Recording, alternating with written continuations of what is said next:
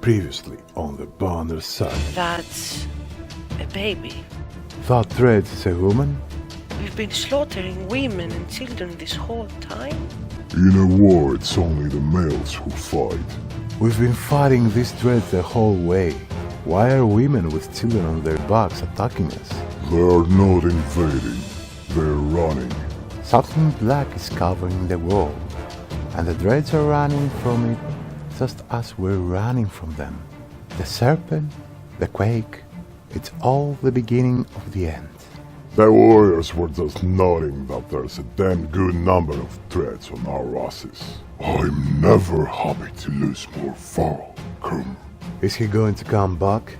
He always has before, but this time feels different, I feel. Hello everyone and welcome, my name is Sethaerion and today we're gonna play the next episode of the Bonner Saga. A trail of blood leads to a clearing where you find a large wounded varl. He's gnawing on his seal, swearing at no one in particular, and occasionally slamming his cudgel on the ground. If not for the heavy bleeding, you would leave this one alone without a second thought. Oh, okay, so let's see what options we have here. Leave food and medicine and walk away. We can help if you want it. Try to have healers tend to his wounds, or abandon the varl and move on. Well, I'm between the second and the third option here. I'll try to have healers tend to his wounds, and we can help if you want it. I might choose the second one now that I'm thinking, because you don't know his intentions. So, in a heartbeat, the varl is on his feet, swinging his massive weapon. Oh, take it easy, dude. You jump clear as the cudgel smashes through the trunk of tree. Your party scatters to avoid the falling timber. Once you recover, the varl is long gone, leaving only another trail of blood, which you decide against following this time. Yeah. Well, at least we're alive, right? Oh, and we're getting close to our next destination, Sigrholm. Let's hope that we can find Juno. Gather around, doubters. Echoes shout in the distance as Kermer and his band of warriors break through nearby foliage. And behold the invisible varl. The caravan is thrilled to see Kermer return safely. Did the plan work? Asks Ubin. Work? Responds Kermer. Of course it worked. Same old dredge. It'll be another day or two at least before they even find their own asses. And if you apologize, I will tell you how I found these. Grum says, tossing you a pair of leather gloves that look big enough for a varl. He leans in close, whispering so Eben can hear. Had something to do with Raven's nest and the hair tie. Well, maybe I don't want to hear that, Kerm. Come on. At least we got this item. I don't know if it's disgusting or not, but let's keep up, everybody, to Sigrholm. Yeah. As Sigrholm approaches, we fear the worst. The once calm lake surrounding it now looks like a bowl that has been flipped. Proud homes sinking into muddy water. A side effect of the quake. What has the rest of the world become on the other side of those mountains? Well, Rook, that is a great question, dude. That is a great thinking you have here. And the only thing that we know for the moment, we don't know yet about the rest of the people and the rest of the world. But the only thing that we can say here is that we met a serpent before. We know that what this creature can do, so everything is possible. Now let's see if we can find Juno. I hope it's not too late for that. One catastrophe to another, says Odleif as you pull into Sigrholm. The town appears to be sinking to the lake. Townspeople peek from dark windows and make shift hovels further up the hill.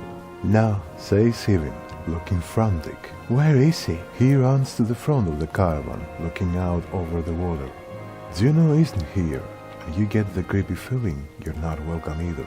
Oh, this is bad. This is very, very bad. Where's Juno? Going upriver looks out of the question. The beach is bare, aside from the occasional skeleton of a ruined fishing boat. You reluctantly set up camp in the sinking town. All I'm saying is, how long are you willing to wait?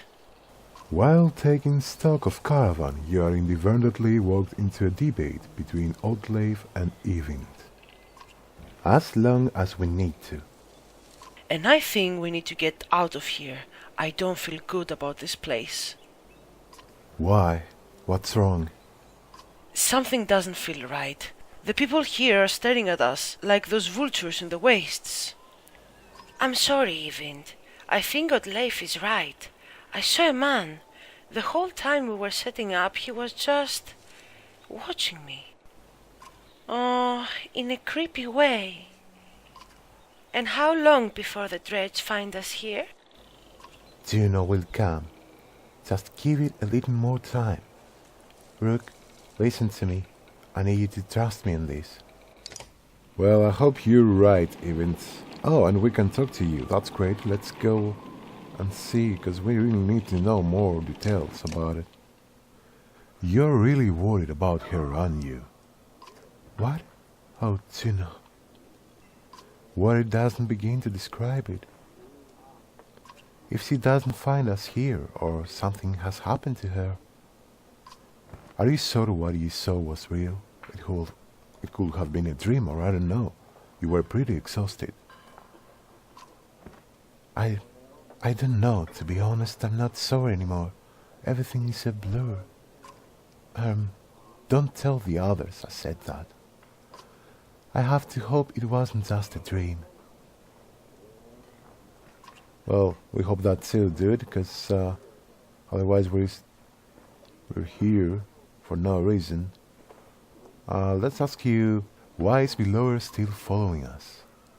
I saw Grofhjelm as it burned. Even gets a faraway look in his eyes. The thunder blew through it like a tempest. The varl fell in the thousands. Most of the thunder left the city and headed south. Who knows where they are now? They might be destroying every town they come to, or heading toward Aberrang.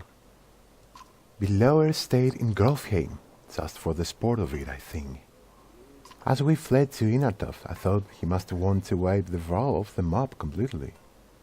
But then he came after us. Maybe he knew Iver was the one who killed Reyes. Maybe, but let's just make sure he doesn't catch up. Okay, point taken, dude. I will do my best to avoid this serpent.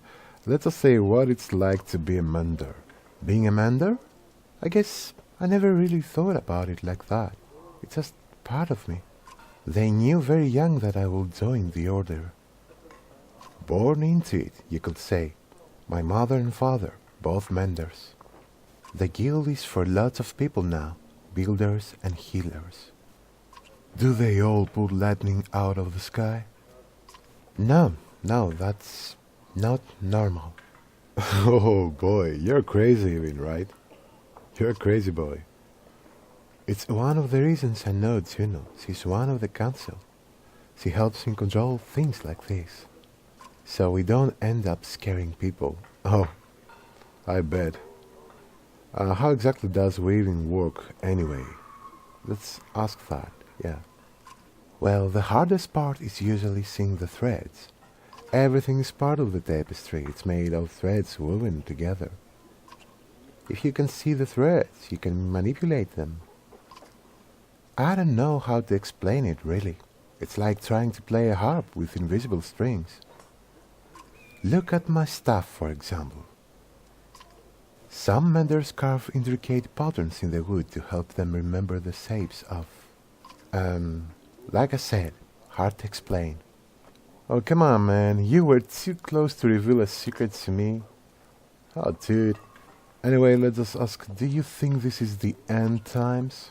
I don't know what to think. I wish I could give you a better answer. Even if we escape the dreads, that serpent said the darkness was covering the world. I don't know how long that will take, or what it means even. I'm just trying to solve one problem at a time. The menders are in Aberrang. If we can find ships and make it to the capital, we might have a chance. Well, let's hope that everything is going to be okay, so I won't take any more time. No, it's okay, Rook. I appreciate the talk. It's good to stay grounded. I spent all day worrying about serpents or thunder. I think a lot of people are intimidated or scared maybe of me. Don't worry, it's nothing new. I'm used to it. Maybe sometime we can talk about things that don't include the world ending. Well, maybe, who knows. So let's keep up, everybody. Let's leave. Oh, Rook, wait, please. Even begs. She said she would be here. We need her. You can tell he's terrified of leaving, as though he would be giving up on Juno. No worries, man. No worries. I'm sure she will catch up with us. I think she's a smart girl. And I really have a good feeling about this. So come on and let's go. Let's keep up. Even looks out across the lake with a 1,000-mile stare. He says nothing. Well, I hope I didn't make a wrong choice here. We've got problems, Says Ivor. the whole place is flooded. We could try to walk the muddy parts, but it will be slow going. We could try to float the caravan over the lake, but we might tip or get stuck.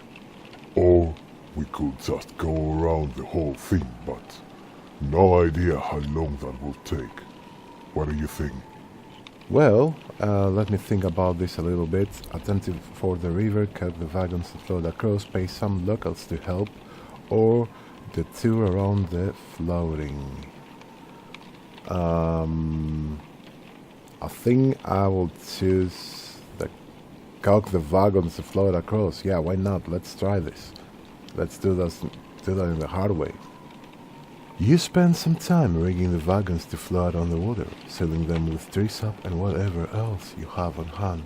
The rest of the caravan finds anything they can to float on. Small boats or makeshift rafts. Some swim. With a deep breath, you set off from the bank.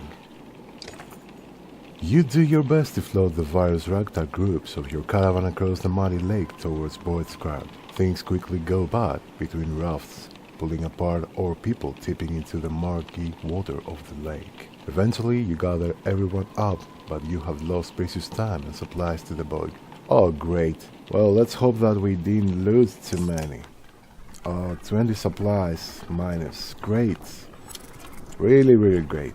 Anyway guys, I'm going to leave this episode here of the Banner Saga. We're just left Innertooth. I don't know where we're heading off, but we're going to see on the next episode. So if you like this video, be sure to press the like button and subscribe if you're not already.